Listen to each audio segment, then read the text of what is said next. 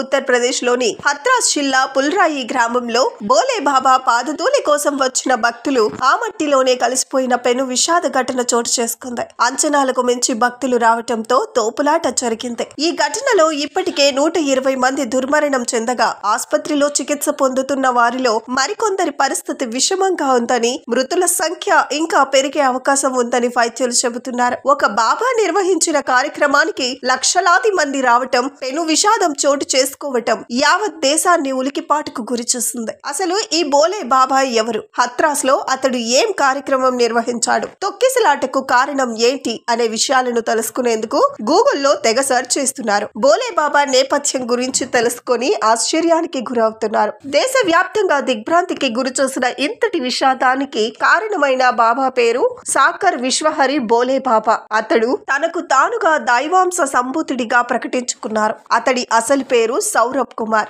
తెల్లటి సూటు, టై ధరించటం బోలే బాబా ప్రత్యేకత. బోధనలు చేసేటప్పుడు తన భార్యను పక్కనే కూర్చోబెట్టుకుంటారు.